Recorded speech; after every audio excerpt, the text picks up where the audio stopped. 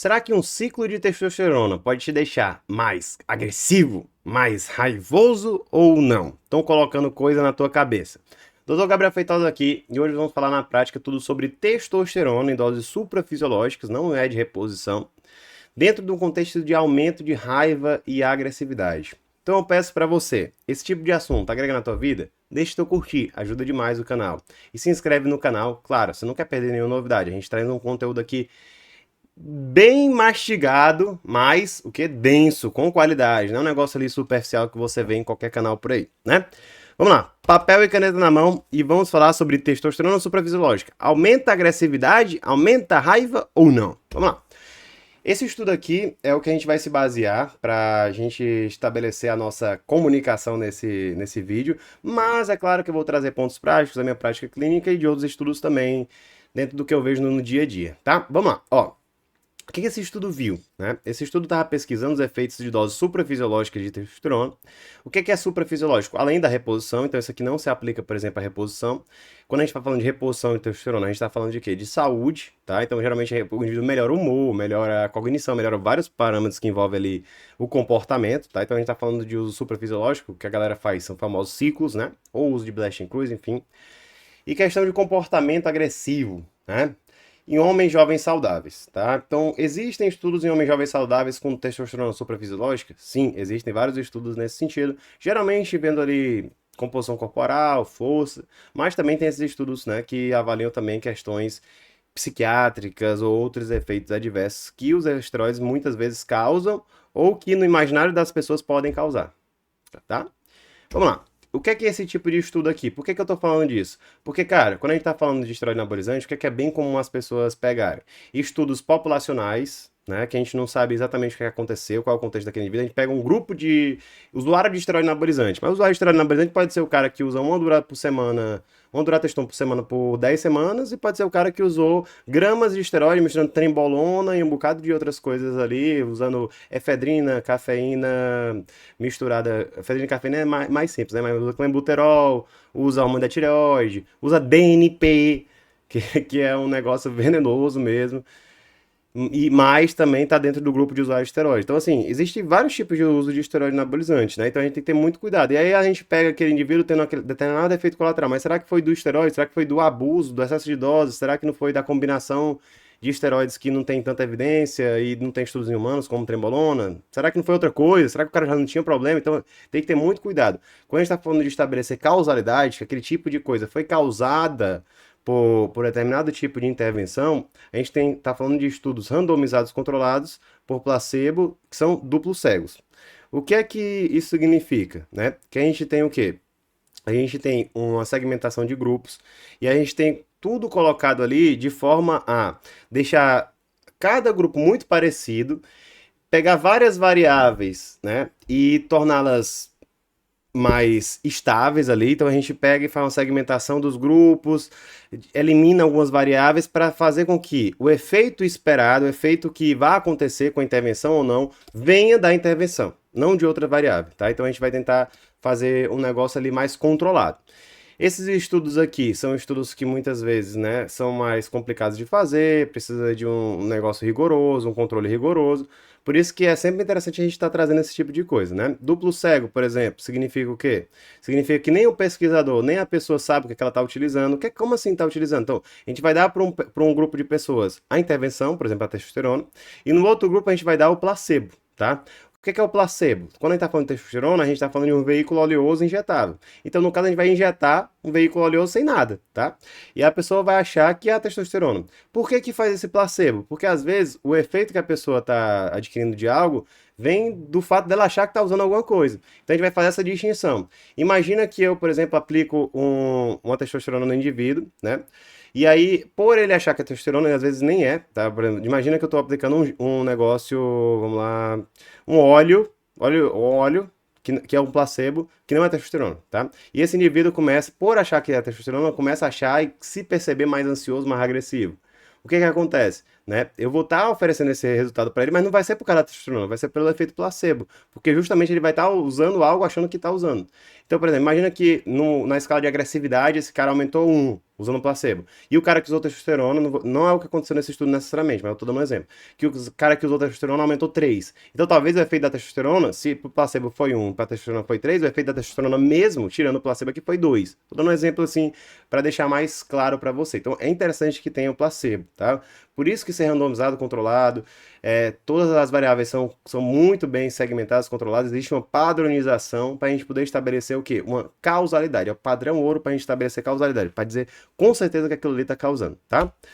Qual é o grupo estudado? A gente tem 43 homens jovens saudáveis, né? Homens entre 19 e 40 anos, tá bom? Com experiência em levantamento de peso. Então, os indivíduos não eram pessoas que estavam começando agora na academia, não eram pessoas que nunca tinham levantado peso, tinham alguma experiência sim. Isso é extremamente importante, porque talvez o que a gente tivesse de resultado talvez fosse diferente de uma pessoa que nunca levantou peso. Talvez a gente pudesse extrapolar também isso. Então, dependendo do resultado, a gente consegue extrapolar ou não, né? Então, a gente tem que ter esse cuidado.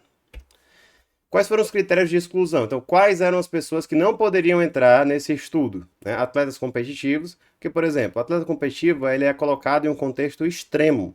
Talvez o resultado que eu tivesse do uso de testosterona suprafisiológico com atleta competitivo fosse diferente do indivíduo que não é atleta competitivo. Talvez porque ele tenha vários gatilhos de ansiedade, agressividade, raiva, porque ele está sempre pressionado. Tudo isso daí pode influenciar. Então a gente tirou o atleta competitivo, pessoas com doenças psiquiátricas prévias. Então, por exemplo, se a pessoa já tinha, por exemplo, um comportamento de agressividade, a gente pega o quê? A gente pega e tira esse cara, porque provavelmente ele vai piorar, né? Se ele usar alguma coisa que pode influenciar nisso daqui, né? Então, a gente está pegando pessoas que são saudáveis do ponto de vista psiquiátrico. E muitas vezes o que é que acontece? Quando a gente vai pegar um caso esdrúxulo, às vezes um cara bateu na mulher, uma mulher que bateu no cara, um negócio assim caricato que acontece, às vezes, ameaças verbais, umas coisas assim, e a pessoa atribui muito ao esteroide, mas será que aquele cara, antes de usar esteroide anabolizante, por exemplo, não tinha nenhum problema, né? Porque às vezes a pessoa que tem problema já procura esteroide anabolizante e aí vai piorar, lógico, né? A gente imagina que piore, fora que às vezes o cara já usa outros medicamentos de drogas de abuso até, ou enfim, né? A gente sabe que o pessoal usa muita coisa por aí. Mas tirar essa questão das doenças psiquiátricas já ajuda muito a tirar vários fatores confundidores, né? E pessoas com doenças sistêmicas. Então a gente não vai pegar uma pessoa com algum tipo de doença, não, uma pessoa diabética, uma pessoa hipertensa. Então o cara não tinha nenhum tipo de doença, tá? Era saudável mesmo. E qual é a intervenção? A intervenção foi usar 600 miligramas de anantato de testosterona por semana. É uma dose suprafisiológica, 6 vezes a dose de reposição, tá? Foi feita uma intervenção por 10 semanas. Então foi como se fosse um ciclo de 10 semanas usando 600 miligramas de anantato de testosterona por semana. E aí, será que... O que aconteceu? O que a gente tem de resultado? Bem, primeiro de tudo a gente tem que entender o método de avaliação, porque sempre que a gente vai avaliar alguma coisa, a gente tem que entender o método para dizer se realmente é uma coisa que tem fundamento ou não. Porque às vezes o método de avaliação é um negócio tudo tosco, né? E não condiz com a realidade. Até, por exemplo, quando a gente vai falar de composição corporal, às vezes o resultado seria totalmente diferente de uma pessoa que faz uma dobra cutânea, né, que depende do operador e não foi feito, por exemplo, por um operador diferente, do indivíduo que faz um DEXA, né, que pega ali um padrão ouro de composição corporal. É diferente, tá? Então, o que é que foi feito aqui para avaliação da questão de agressividade e raiva, né? Foi feito um questionário, né, para avaliação de raiva e agressividade. Então, o questionário é respondido antes, durante e depois do uso de esteroide anabolizante, para ver se houve alguma alteração, né, no durante ou no depois.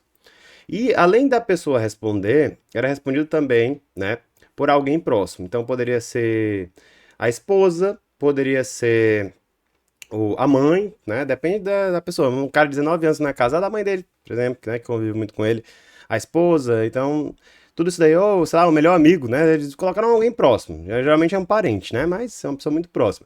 Por que que isso aqui é importante? Porque às vezes o próprio usuário não tem uma percepção de variação de determinados tipos de coisa, né? Até nessa parte de convivência, muitas vezes quem percebe algumas variações são as pessoas ao redor, as pessoas próximas. E aí eu digo muito pra você, né?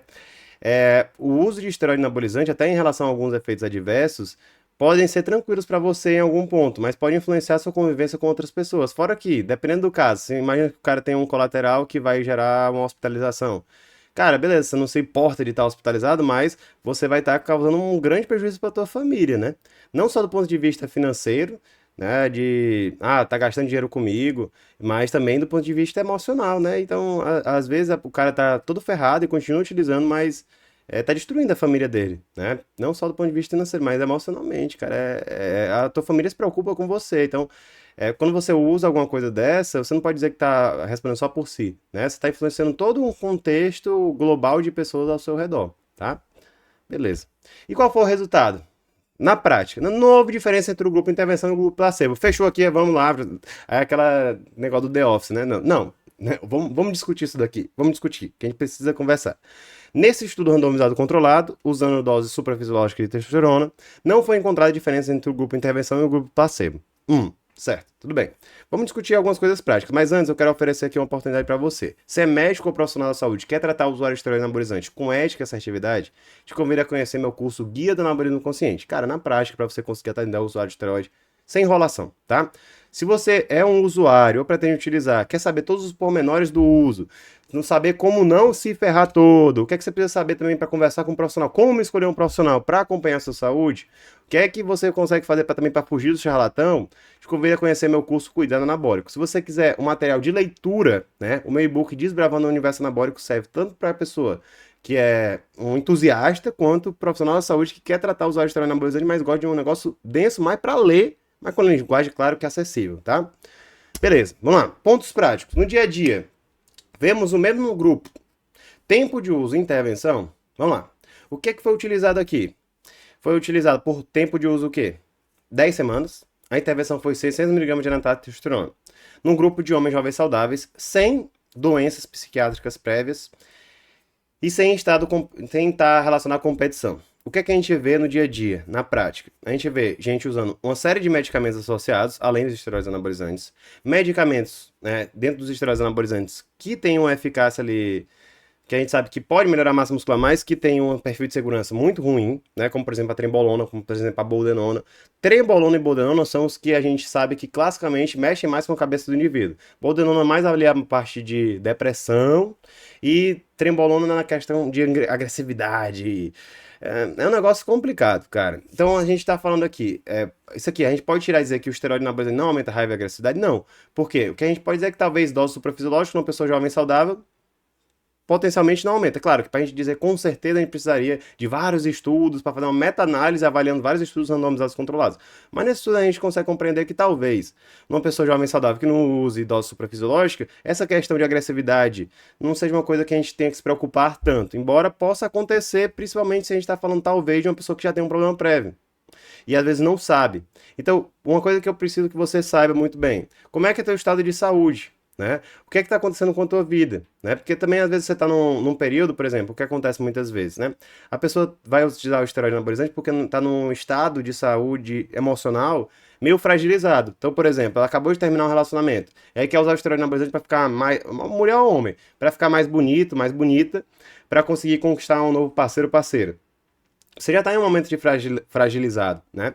Pode ser que usando o esteroide anabolizante isso descompense ainda mais o teu estado de saúde ruim. Né? Então a gente tem que ter esse contexto. Você tá tudo estável, tá tudo bem, talvez isso aqui não seja a preocupação maior, né?